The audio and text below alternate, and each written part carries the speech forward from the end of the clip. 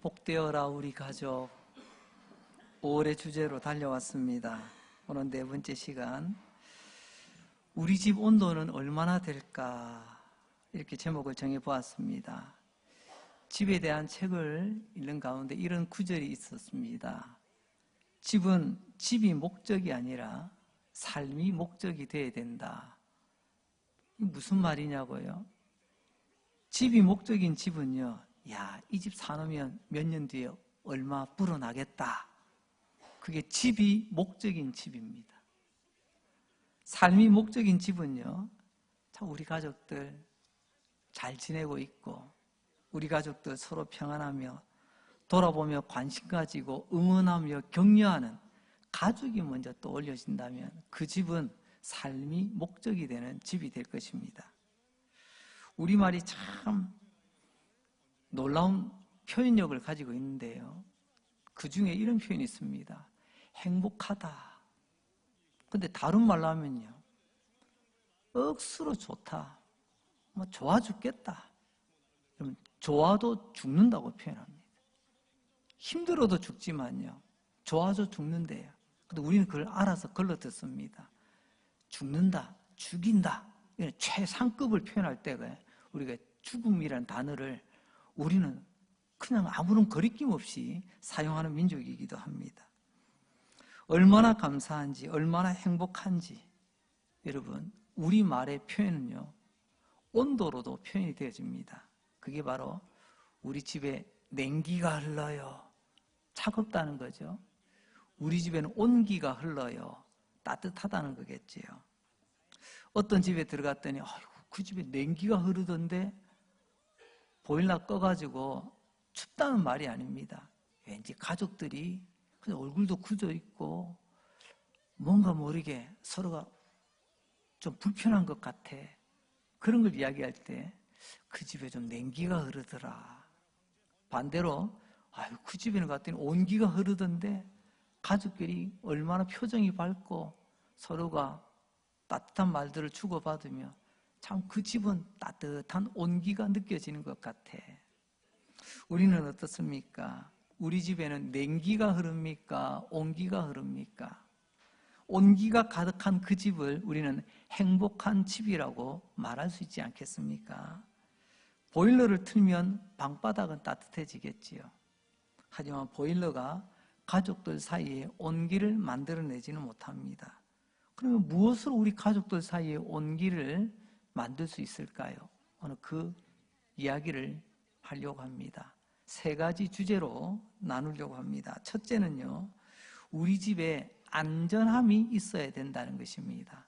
안전함이 있는 집이 온기가 흐르는 집이라는 거죠.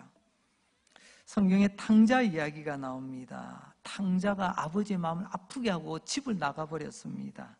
여러분, 그 탕자는 성경에 보니까 둘째 아들이라고 성경에는 기록되어 있네요. 근데 조금만 우리가 생각을 넓혀보면요, 여러분, 집안의 탕자는 둘째만 탕자가 될까요? 여러분, 사실은 우리 집에 부모님도 탕자가 될 수 있고요, 남편도 아내도, 심지어는 형님도 동생도 딸도 탕자가 될 수가 있다는 말씀입니다. 어쩌면 우리 모두는 한때 가족 사이에 탕자처럼 지냈는지도 모르겠습니다. 가족에게 민폐를 끼치고 가족에게 고통을 주는 그런 한 사람, 그 사람이 바로 탕자 아니겠습니까?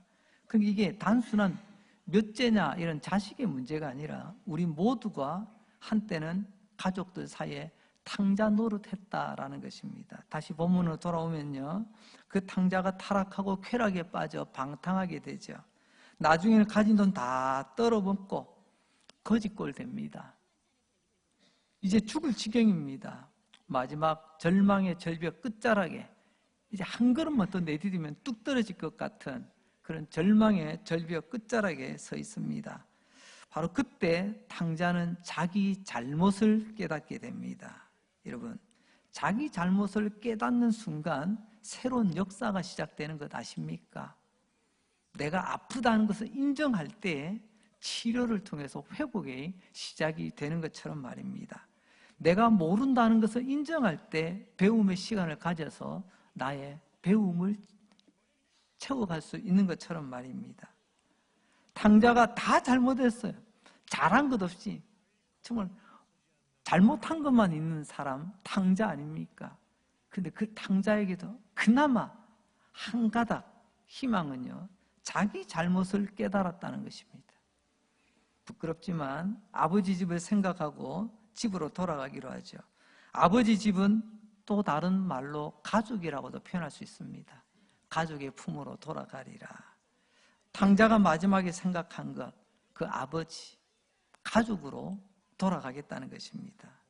여러분, 이 탕자에게 유일한 살 길은 한 걸음 더 내디뎌 절망의 절벽에서 떨어지는 것이 아니라 아버지 집으로, 가족의 품으로 돌아가는 것입니다.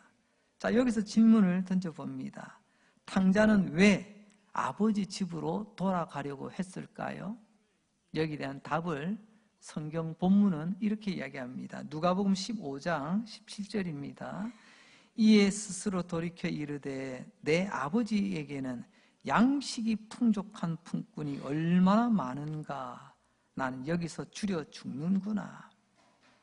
딱 죽음, 그 절벽, 바로 그 코앞에 있을 때에 탕자는 생각합니다. 내 아버지 집에는 양식이 얼마나 많은데 나는 이게 뭐야? 나 여기서 배고파 골아 죽는구나. 우리는 결론을 알고 있습니다. 아버지가 이 탕자를 가족으로 받아주는 이야기 말입니다. 그런데 방금 했던 이 탕자의 말 다시 한번 생각해 봅시다. 아버지 집에는요, 양식이 많아요. 10명을 먹이고 100명을 먹이고 아니 1000명을 먹일 만큼 넉넉함이 있습니다. 근데 진짜 중요한 것은요, 양식보다 더 중요한 것은 아버지에게는요, 엄청난 너무나 큰 사랑이 있다는 것을 이 아들은 알았습니다. 그 아버지 양식보다 더 많은 아버지의 사랑, 바로 그것을 기억하고 이 아들은, 집 나간 아들 탕자는 아버지께로 돌아왔습니다. 우리 주변을 한번 보세요. 양식이 많으니까 다 행복하던가요? 양식이 많아서 불행한 일들도 적지 않이 있더라고요. 하지만 사랑이 많은 집은 불행할 이유가 없습니다. 탕자가 아버지 집에서 그 넘치는 자비와 용서를 알기에 그것 믿고 아버지 집으로, 가족 품으로 돌아오게 된 것이죠. 탕자는 아버지 집이 안전하다는 것을 믿었다는 것입니다. 그렇습니다. 탕자의 아버지 집에는 안전함이라는 온기가 흐르고 있었습니다. 그 안전함이라는 온기가 있기 때문에 탕자는 세상의 냉랭함 속에서, 차가운 칼바람 속에서 아버지 집을 향해 발걸음을 옮길 수 있게 되었다는 것입니다. 여러분, 그것을 증명하는 장면이 성경에 나옵니다. 그게 바로 돌아온 아들 탕자를 달려가서 아버지가 끌어안는 장면입니다. 여러분, 우리가 허그라고 하죠. 따뜻하게 포옹해 주는 것입니다. 포옹은 가슴과 가슴이 만나는 것입니다. 세상살이에 이리 찢기고 저리 찢기고 상처받고 너덜너덜해진, 차가워질 대로 차가워진 내 가슴에 아버지의 따뜻한 온기가 흘러가는 순간이 바로 아버지가 끌어안는, 탕자를 끌어안는 바로 그 순간입니다. 세상은 아무리 험해도 가족에게로 돌아오면, 세상이 아무리 위험해도 가족에게로 돌아오면 안전하다는 것, 탕자가 보여주는 장면이기도 합니다. 우리는 이 희망의 줄을 놓지 않는다면 아무리 우리가 10번, 100번 넘어져도 일어나 아버지 집으로, 가족의 품으로 돌아갈 수 있게 되는 거죠. 주변을 살펴보십시오. 우리 주변에 지금 오늘 이 시대에 수많은 탕자들이 걸어 다니고 있지 않습니까? 넥타이맨 탕자가 보입니다. 머리를 예쁘게 손질한 예쁜 탕자도 있습니다. 얼마나 많은 탕자들이 탕자 아닌 척하며 외로움과 고독 가운데 세상을 활보하고 있는지 조금만 관심 가지고 돌아보시기 바랍니다. 한마디로 말하면 화려해 보이지만 그들의 집에는 온기가 흐르지 않기 때문에 그렇습니다. 왜 수많은 사람들이 가족에게로 돌아가지 못할까요? 왜 수많은 사람들이 가족에게로 돌아가지 않을까요?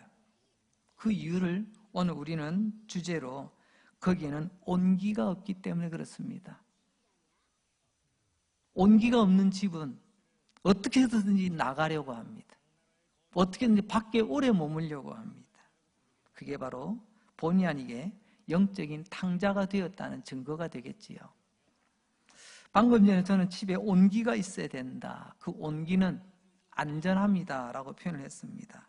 이 안전함이라는 용어가 조금 어려운 단어예요. 이걸 조금 쉬운 말로 풀어주면 안 될까요? 예, 쉬운 말로 풀어드리겠습니다. 그것은 바로 받아들임과 위로라고 바꿀 수가 있겠습니다. 나를 받아주고 나를 위로해주는 그것을 안전함이라고 표현해보고 싶습니다. 탕자의 아버지 어떻게 했죠? 받아주었죠. 그리고 어떻게 해요?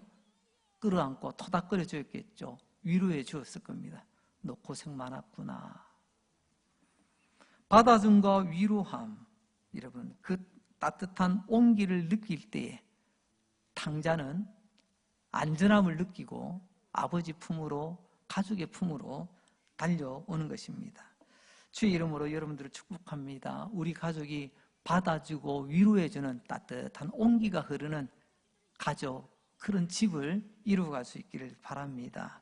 두 번째 주제입니다. 두 번째 주제, 어떻게 하면 우리 집이 따뜻한 온기를 느낄 수 있을까? 그것은 바로 우리 집에 안정성이 있어야 된다는 것입니다. 안정성이 있는 우리 집.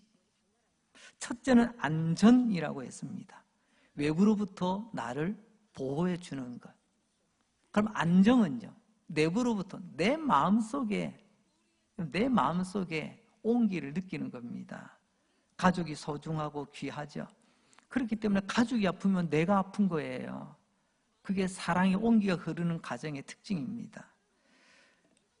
우리 가운데 완벽한 사람이 있을까요?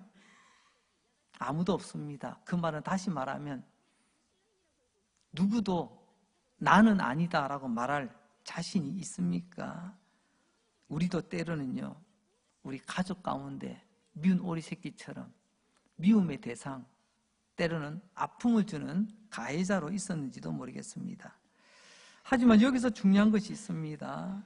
가족 안에 냉기와 온기, 여러분 냉기가 가득한 가족의 특징은 있습니다. 그건 뭐냐면 누군가가 우리 가족 중에서 실수하고 실패했을 때 내칩니다. 추궁하고 모멸하며 다시는 받아들이지 않습니다. 이게 냉랭함이 흐르는 증거죠. 하지만 반대로 온기가 있는 가족은요, 비록 실수했지만 우리가 남입니까? 우리 가족 아니가? 그래서 여전히 가치를 인정해 줍니다. 혹 남편이 실수할 때가 있을 겁니다. 당신이 실수했지만 여전히 당신은 나의 남편입니다. 때로는 아내가 실수할 때도 있을 겁니다. 똑같습니다. 실수했지만 여전히 당신은 나의 아내이요. 부모가 자녀에게 실수할 때도 있겠죠. 자녀가 부모에게 실수할 때도 있을 거예요. 마찬가지입니다.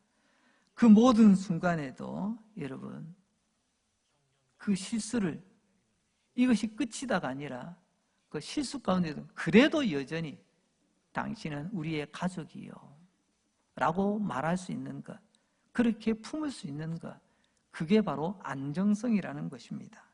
골로새서 3장 18절로 20절까지의 말씀을 보겠습니다. 여기 보면 가족들이 다 총동원되는 것을 보게 됩니다. 보세요. 아내들아 남편에게 복종하라. 이는 주 안에서 마땅하니라. 남편들아 아내를 사랑하며 괴롭게 하지 마라. 자녀들아 모든 일에 부모에게 순종하라. 이는 주 안에서 기쁘게 하는 것이니라. 남편, 아내, 부모, 자녀 다 나오지 않습니까? 좀 넓게 표현하자면 여기 형제들도 들어가겠지요. 이 말씀은 아내들이 남편에게 복종하고 또한 남편들이 아내들을 사랑하고 괴롭히지 않고 자녀들이 부모님께 공경하는 것, 이런 내용으로만 되어 있는 것이 아니라 이것을 한마디로 딱 모아서 꾹 짜면요, 마치 참기름 짜내듯이 말입니다. 뭐가 나옵니까? 아내가 남편을 대하는 태도입니다. 남편이 아내를 대하는 태도입니다. 부모가 자녀를, 자녀가 부모를, 형제가 형제를 대하는 태도. 한마디로 말하면 이러면 가족의 행복이란 태도에 달려 있다는 것입니다. 우리가 이것을 놓칠 때가 많아요.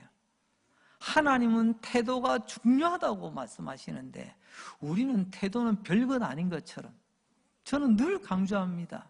내용은 중요합니다. 하지만 태도는 더 중요합니다. 오늘 가정의 행복도 마찬가지라는 거죠.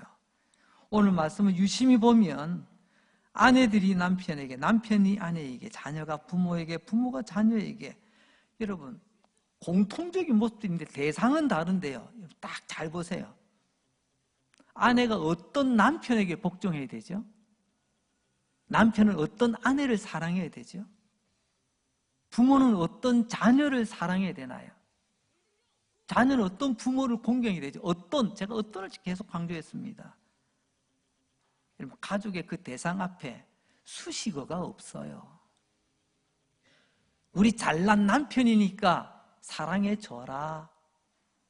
세상에서 제일 예쁜 미스 코리아 아니냐? 그러니까 사랑해줘라. 너희 아들 국내 최고 대학 갔다 오면 똑똑하잖아. 그러니 자녀 사랑해줘라. 너희 부모 세상에서 제일 잘 나가잖아. 그러니 공경해줘라.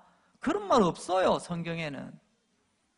하나님께서 말씀하십니다. 가족은요, 가족 그 앞에 여러분 수식어를 붙이지 않는 거예요. 그게 가족입니다.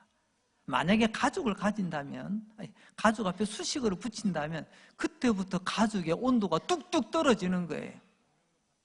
예쁜 줄 알았는데, 능력이 있는 줄 알았는데, 똑똑한 줄 알았는데, 여러분 그 앞에는 그것 때문에 우리는 더 이상 회복되지 않는 아픔들을 가질 때가 많이 있다는 거죠. 온기. 그 온기를 느끼는 것은요, 있는 그대로를 받아주는 것입니다. 아내이기에, 남편이기에, 자녀이기에, 부모이기에, 형제이기에 그 앞에 다른 거 넣지 말자고요. 우리 그것 때문에 지금 불편하잖아요. 그게 없으면 형용사가 자꾸 붙기 시작하면 우리는 불안합니다. 언제 끊어질지 모르는, 언제 깨질지 모르는 불안함을. 그러니까 마음이 조마조마하고, 그리고 분위기가 싸해지고, 그러니까 냉기가 흐르는 집이 되는 것 아니겠습니까? 하지만 이 붙어있던 형용사 떼내고 남편 그대로, 아내 그대로, 자녀 그대로, 부모 그대로, 형제 그대로, 그대로를 받을 수 있다면 식어졌던 온기 다시금 회복될 줄로 믿습니다. 믿음이 신실하고 가족을 사랑하던 어느 아버지 이야기를 읽어본 적이 있어 제가 인용을 합니다. 정말 남편과 아버지 역할을 충실히 감당하며 세상에서 직업도 의사 선생님이세요. 우리 사회에서 의사 선생님 하면요, 존경받는 직업 중에 하나고요. 또 그 의사의 소득은 남다르게 높지 않습니까? 그래서 우리 사회가 지금 의사 되기 위해서 얼마나 혈안인지 몰라요. 그런 말이 있더라고요. 미국은 배관공이 되기 위해서 대학 가는데 대한민국은 의사 되기 위해서 그렇게 박터지게 지금 공부하고 있다고. 전면적으로 차이나는 그런 부분을 이야기하는 신문에 한 글을 본 적이 있습니다. 어쨌거나 이 의사 선생님이 아이들과 함께 참 즐거운 시간을 보내다가 아들, 딸 불러놓고 이야기합니다. 얘들아, 내 사랑하는 아들, 내 사랑하는 딸, 아빠가 질문해 볼게. 너희들이 길을 가다가 길에 돌멩이가 떨어져 있고 그 옆에 다이아몬드가 떨어져 있어. 너희들 무엇부터 주울래? 딸이 이야기합니다. 아빠, 당연히 다이아몬드지. 그렇구나. 옆에 있던 오빠가 이야기합니다. 아버지, 그거 당연한 것 아닙니까? 나도 다이아몬드 먼저 주울래요. 그렇구나. 아버지가 이야기합니다. 아빠도 그래. 아빠도 돌멩이가 다이아몬드부터 주울 것 같아. 근데 얘들아, 아빠에게는 하나님과 너희들이 다이아몬드란다. 이 이야기를 해준다는 거예요. 너희들이, 우리 가족이 내게는 제일 소중한 다이아몬드 같은 그런 존재라는 거죠. 아빠에게는 의사라는 직업, 세상에서는 부러워하는 직업이지만 나는 그것은 돌멩이야. 나에게는 직업보다 가족이 우선이야. 라는 것을 아이들에게 가르쳐 주었던 그런 이야기였습니다. 여러분, 이런 아버지의 마음, 이런 아버지 이야기를 듣고 자란 아이, 그 심성이 얼마나 안정될까요? 나는 아빠에게 사랑받는 아들이요, 딸이야. 우리 가족은 서로 사랑하는 가족이야. 이게 내부로부터의 우리 내적 안정감이라고, 그런 안정성이라고 저는 오늘 표현해 보고 있는 것입니다. 이런 집은 온기가 가득한 행복한 집이 될 수밖에 없는 거죠. 우리는 많은 부모님들이 실수하고 계시다는 거 우리 인정할 수밖에 없죠. 그 중에 하나가 이거죠. 이 녀석들아, 내가 다 너희들 위해서 아침 일찍부터 밤늦게까지 이렇게 열심히 일하고 있는 거야. 애들하고 같이 시간을 가지려고 하지 않습니다. 다 애들 위한 거라고 말은 하지만 아이들과 함께 하려고 하지 않아요. 그러면서 이유는 다 너희들을 위한 것이라고. 이런 아이들, 아버지 말을 듣고 그래, 우리 아버지는 우리 위해서 열심히 일하시는 분이야. 아이고, 마음이 안정이 된다. 이런 마음이 들까요? 다시 한번 주님의 이름으로 여러분들을 축복합니다. 사랑하는 우리 성도님들, 여러분들의 집에 이런 안정성, 부족하고 부족하지만 가족으로서의 가치를 여전히 소중하게 인정해 주시는, 온기가 따뜻하게 흘러가시는 행복한 가정 되시기를 바랍니다. 마지막으로 세 번째, 우리 집이 온기가 있는 행복한 가정 되기 위해서는요, 우리 집에 의미가 있어야 된다는 겁니다. 의미가 있는 우리 집. 이런 글을 혹시 들어보셨습니까? 결핍은 무기력을 만든다. 그렇죠. 내 몸이 왜 이렇게 무기력할까? 왜 이렇게 힘이 없고 왜 이렇게 매사에 그야말로 축 깔아질까? 여러 가지 있겠지만요, 그 여러 가지 이유 중에서 가장 중요한 것은 바로 영양 결핍일 때가 많이 있습니다. 그래서 우리가 물어보잖아요. 요즘 입맛이 있습니까? 여러분, 우리 몸에 제일 먼저 나타나는 반응 중 하나가 입맛 잃으면 몸의 균형이 깨지고요, 그럼 몸이 탈이 나는 겁니다. 몸의 영양 균형도 깨지게 되어지고 결핍이 되어지고, 그러니까 기력이 없는 거예요. 기력이 없으니까 입맛 없어서 또 안 먹습니다. 그래서 제가 자랄 때 저희 할머니 늘 하시던 말씀이 있습니다. 할머니, 오늘 입맛 없어요. 그럼 꼭 한마디 하십니다. 입맛 없구나. 그럼 밥맛으로 먹어. 입맛 없다니, 그러니까 밥맛으로 먹으라는 거야. 그 할머니는 어떻게든지 손주 입에 뭐가 들어가기를 원하시는 거예요. 근데 그게 맞더라고요. 입맛 없다고 숟가락 안 들면 몸은 계속 축납니다. 하지만 입맛 없지만 어떻습니까? 없어도 입을 열고 어떻게든 삼키면, 몸 안에 들어가면 이런 몸이 더 이상 처지지 않습니다. 다시 한번 말씀드립니다. 여러분, 우리 인생의 의미를 잃어버리면 삶이 무기력해집니다.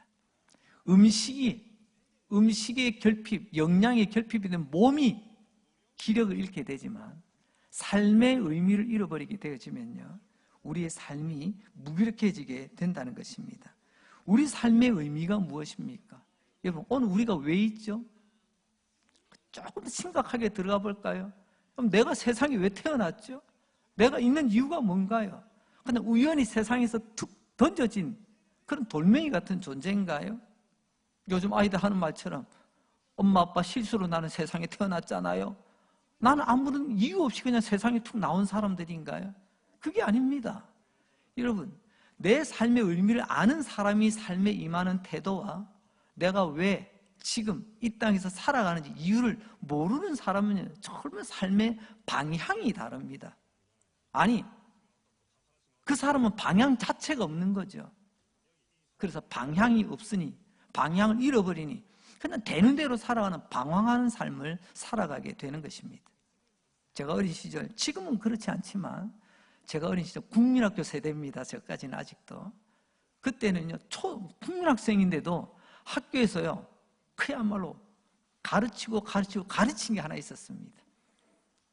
모든 것이 폐허가 된 땅에서 다시금 나라를 세우려고 하는 어떤 그런 국가적인 과제 가운데 우리에게 주어진 것, 여러분 잘 아시죠? 국민교육헌장이라는 게 있습니다. 이거 알아듣는 분들은 그래도 꽤 좀 세월을 달려오신 겁니다. 그게 뭐지 하는 분은요, 아직까지 젊으신 분들이에요. 국민교육헌장 제일 처음 어떻게 시작합니까? 시작. 우리는 민족 중흥의 역사적 사명을 띠고 이 땅에 태어났다. 아니 10계명을 제대로 안 하시면서 이건 제대로 하시네요. 저는 다른 건 몰라도요, 정말 그 표현이 저는 너무 귀하다고 생각합니다. 정말 오랜 세월, 나라 없는 세월로 살다가 그나마 잠시 반짝 해방의 기쁨이 있었는데 남북 간의 민족 전쟁이 일어나고 모든 것이 폐허돼서 그야말로 의욕상실이잖아요. 하지만 그때 정신줄이라도 놓지 말자. 내가 이 땅에 태어난 이유는 뭐라고요? 역사적 사명, 민족 중흥의 역사적 사명을 띠고, 어디 가서 그런 교육을 받습니까? 비록 내가 민족에서 큰일 한 건 없지만 마음으로라도 내가 이 땅에 태어나서 살아야 되는 이유가 있구나. 저는 그것을 가르쳐줬다는 그 의미에서는 굉장히 저는 점수를 많이 주고 싶어요. 물론 시대가 흐르면서 이제 그런 강제적인 그런 교육의 시간은 사라졌습니다만은 오늘 우리도 마찬가지죠. 우리가 삶의 목표가 없이 방향이 없이 그냥 되는 대로 살아가는 인생은 너무 쉽게 삶의 의욕을 잃어버리게 됩니다. 그러나 목표의식이 분명하고 방향이 분명하면요, 어떤 시련과 고난이 와도 그것을 뚫고 일어납니다. 보통 사람은요, 바닷가에 가서 파도 치네, 아이고 오늘 물에 못 들어가겠네, 쑥 들어와 버립니다. 하지만 선장은요, 그 파도를 넘어가야 풍부한 어장에서 고기를 잡을 수 있다는 걸 알기 때문에 그 파도를 뚫고 나가는 것입니다. 목표가 있으면 말입니다. 오늘 우리가 어떻습니까? 영원전부터 하나님의 계획 속에 우리를 품으시고 때가 되면 우리를 이 땅에 보내시고 오늘 우리를 예배자로 하나님께서 삼으셨지 않습니까? 우리는 삶의 이유와 목적이 있는 삶을 사는 사람들입니다. 그런데 이 이유와 목적을 모르고 나 좋아서 만났어, 살다 보니 애가 나왔어, 그냥 이렇게 살고 있어, 이런 사람, 이런 가정에는요, 목적의식을 잃어버렸기 때문에, 의미를 잃어버렸기 때문에 너무 쉽게 가정이 냉랭하게 식을 수밖에 없다는 것입니다. 반대로 하나님께서 나를 소중히 여기시고 하나님은 나와 같이 또 나를 함께할 믿음의 짝을 붙여주시고 하나님 귀한 선물들을 주시고 하나님께서 우리 가정을 통해서 하나님 크신 영광 받으실 거야. 그럼 가정을 향한 하나님의 계획, 그 의미를 여러분 기억하고 그거 붙들고 있는 사람은요, 그 가정의 온기가 떨어지지 않을 것입니다. 조심스럽게 물어봅니다. 여러분의 가족에 삶의 의미가 있나요? 남편, 아내, 부모, 자녀, 서로의 우리 가족은 왜 있어야 되는가? 그 의미를 알고 그 의미를 붙들고 달려가는 가정은 온기가 있는 가정, 행복한 가정이라고 감히 말할 수가 있습니다. 자, 우리 가족의 삶의 의미는 무엇일까? 너무 어려운 주제인 것 같아서요, 조금 쉬운 예를 한번 들어보려고 합니다. 먼저는 삶의 의미가 아닌 것을 먼저 살펴보고 또 삶의 의미가 무엇인가를 보려고 합니다. 삶의 의미가 아닌 것, 여러분 거미 아시죠? 그리고 누에도 아시죠? 공통점이 있습니다. 실을 뽑아낸다는 거예요. 그죠? 거미와 누에 몸 안에 잔뜩 실의 재료를 품고 평생 그 꽁무니에서 실을 뽑아내고 있습니다. 그런데 누에는요, 누에에서 빠져나온 실은 평생 어디다 써먹죠? 자기 집 짓다가 끝나는 거예요. 누에 고치에 여러분 실은 누에 집 짓다가 끝나는 거예요. 근데 거미는요, 거민을 줄쳐놓고요, 평생요. 한 놈만 걸려라. 오늘 한 놈만 걸려라. 걸리면 내 먹이거든요. 내 먹이 잡는 도구로 금을 치다가 끝이 납니다. 제가 무슨 말을 드리냐면, 하나님은 우리에게 인생이라는 시를 담아주셨습니다. 내 삶의 인생이라는 시를 우리는 뽑아서 무엇을 만들고 있나요? 누에처럼 한평생 집 짓다가 인생 끝나는 분 계십니다. 어떤 분은요, 뽑아가지고 먹고 즐기는 것으로 살다가 끝나는 인생도 있습니다. 좀 오래되었지만 언젠가 그런 말씀 드린 거 기억나십니까? 어떤 한 사람이 있었습니다. 자기 평생의 소원이 뭐냐? 자기 평생의 소원이요, 집 안에 화장실 있는 집에서 살고 싶다였어요. 왜냐면 워낙 없는 집에, 힘들고 어려운 집이니까 바깥에, 그때는 화장실이 아니죠, 변소, 그죠? 공동 변소. 얼마나 이것에 대해서 친구 집에 가니까 집에 화장실이 있는 거야. 너무 놀라운 거예요. 나는 평생 집안에 화장실 있는 집 나는 살 거야. 나중에 때가 돼 그 집을 얻었어요. 얼마나 행복했는지 몰라요. 나도 집안에 화장실이 있다고. 근데 조금 몇 년 지나니까요, 이 사람이 또 다른 집을 구했어요. 이제는 방방에 화장실이 있는 집. 그러다가 이 사람 죽었어요. 이 사람, 우리가 만약에 묘비명을 쓴다면 뭐라고 쓸까요? 평생 화장실 늘리다가 그렇게 살다가 죽었더라. 그런 이야기 아닌가요? 여러분, 이건 아니라는 것입니다. 내 삶의 의미가 집 짓는 게 목표고, 내 삶의 의미가 먹고 마시고 즐기는 게 목표라면 이것은 우리가 진정한 의미가 아니라는 말씀이죠. 자, 그렇다면 무엇이 우리 가족의 진짜 의미가 되어야 될까요? 긴 길이 집 짓다가 먹는 데 다 쓴다면 어찌 온기가 있는 행복한 집이라고 말할 수가 있겠습니까?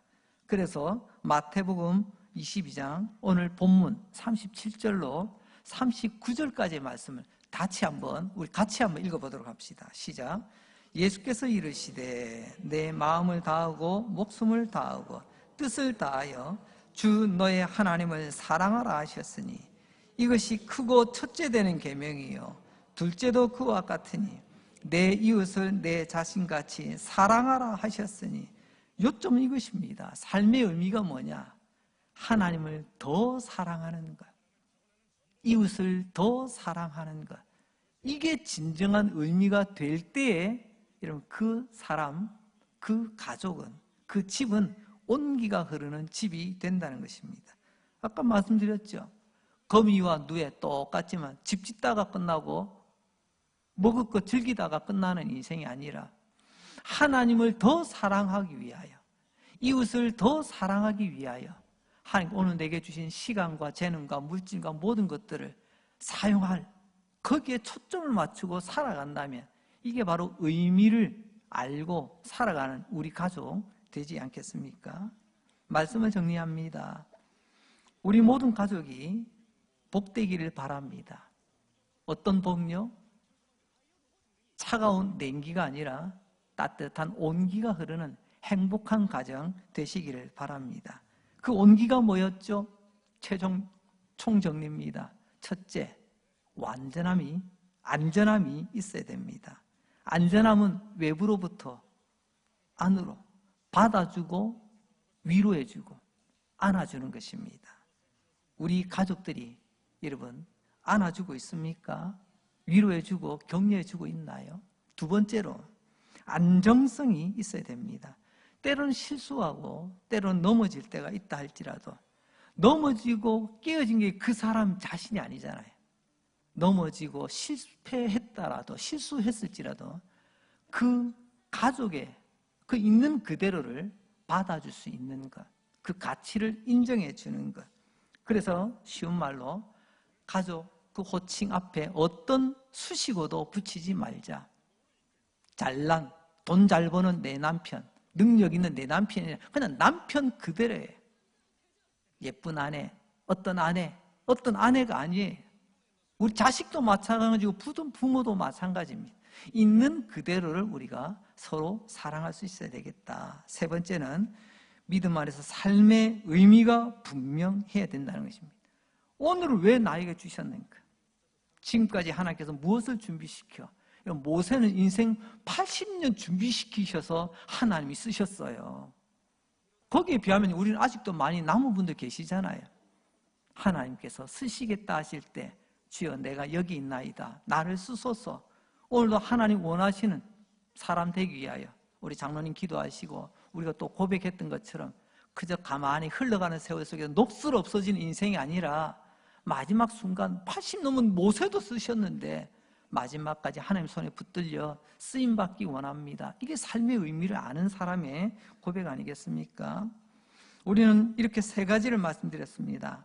가족에게는 안전함과 안정성과 삶의 의미가 있어야 된다. 사회학자 올덴버그라고 하는 사람이 정리한 내용을 말씀에 맞게 풀어본 겁니다. 그런데 이 사람이 이렇게 또 풀어갑니다. 이 세 가지가 없다면 사람은 제3의 공간으로 뛰쳐나간다. 온기를 느끼지 못한다면 제3의 출구를 찾는다는 것입니다. 여러분, 왜 우리 남편이 하루 종일 카페에 앉아 있을까요? 왜 우리 남편이 하루 종일 당구장에 있을까요? 왜 우리 남편이 하루 종일 술독에 빠져 있을까요? 왜 우리 남편이 체육관에, 아니 최근에는요, 왜 우리 남편이 TV만 틀면 나는 자연인이다 이것만 보고 있을까요? 김창옥 교수님이 뼈 있는 말을 했어요. 집에 와도 남편이요 있을 데가 없다는 거예요. 그러니까 부러운 거예요. 저 사람 봐라, 자기 원하는 곳에서 자기 원하는 대로. 부럽다 부럽다. 이게 표현되는 게 자꾸만 채널이 나는 자연이다 이것만 보고 있다는 거죠. 사람은 본능적으로 온기가 없으면 여러분 온기를 찾아 두리번거리게 되어 있답니다. 그래서 어떤 사람에는 술집이고 어떤 사람에는 카페고 어떤 사람은 극장, 어떤 사람은 체육관, 어떤 사람은 지나친 취미 생활이 되기도 한다는 것입니다. 취미를 남으라는 게 아닙니다. 지나친 취미 생활은 어쩌면 여러분 우리 가족, 우리 집안의 온기를 느끼지 못하여 찾아가는 우리의 또 다른 몸부림이 아닌가 생각이 되어집니다. 요즘 우리 사회에 또 강아지를 이뻐하시고 고양이를 이뻐하시는 분들이 참 많아졌습니다. 사회적인 분위기인 것 같아요. 그래서 어떤 분은요, 개 주인이라는 말을 요즘 안 쓰더라고요. 고양이 주인 이런 말도 옛날 말이 됐어요. 이제 집사라는 말을 쓰더라고요. 교회 집사님 말고요, 개 집사가 있습니다. 고양이 집사가 있더라니까요.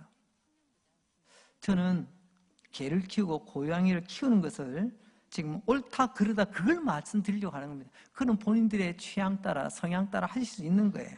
하지만 저는 좀 도가 지나친 면들을 염려스러워서 말씀드리는 겁니다. 그러면 가족 사이에 우리 집에 다른 온기를 느끼지 못하니 또 다른 온기를 찾고자 하는 모습은 아닌가 하는 생각이 듭니다. 그걸 어떻게 할 수 있냐고요? 강아지 달려면 그래 기다렸구나 10번 안아주는데 정작 내 남편 안 안아주더라고요. 고양이 쓰다듬고 쓰담쓰담 먹이도 챙겨주고 해주는데요, 내 새끼는 그렇게 안 해주더라고요. 그렇다면 여러분 이것도 우리 안에 온기를 찾고자 하는 다른 모습은 아닌가. 여러분 건강한 가정이라면, 온기 흐르는 가정이라면 강아지 10번 안아주세요. 그리고 내 가족은요 20번 이상 안아주세요. 고양이 챙겨주세요. 내 가족은 더 챙겨주세요. 이게 건강한 가정, 온기가 흐르는 행복한 가정 아닐까요? 사랑하는 성도 여러분, 나 때문에 우리 집에 온기가 식어졌다면, 냉기가 흐른다면 오늘 말씀으로 다시 한번 탕자가 아버지 품으로 달려가듯이 하나님 앞에 항복하고 회개하는 마음으로 달려가서 내가 하나님 품에서 회복되어지고 가족 안에서 회복되어지고 우리 가정이 냉기가 아니라 온기가 흐르는 따뜻한 가정 되시기를 주님의 이름으로 축복합니다. 하나님 아버지 감사합니다. 오늘도 말씀의 거울 앞에 세워주셔서 나의 지난 부끄러운 과거, 못난 과거 돌아보게 하시고 깨닫게 하시고 회개케 하시고 주님 앞에 결단케 해주시니 감사합니다. 나로부터 우리 가족 온기가 회복되게 하시고 내가 먼저 반성하고 회개합니다. 나부터 먼저 시작하겠습니다. 나부터 우리 가족 냉기가 끝나고 온기가 가득한 가족이 되도록 주님, 우리 가족 가운데 아픈 가족 불쌍히 여겨주십시오. 묶여있는 가족 불쌍히 여겨주십시오. 우리 가족 가운데 방황하는 가족들 불쌍히 여겨주십시오. 우리 주위에 온기가 가득한 집이 되어서 이렇게 아픈 가족, 방황하는 가족, 탕자의 고백처럼 아버지 집, 나의 가족으로 돌아가련다. 이런 놀라운 회복의 역사 있게 하여 주시옵소서. 또 한 주간 은혜와 기적의 역사가 가득한 한 주간 되기를 원하옵고 예수님 이름으로 기도합니다. 아멘.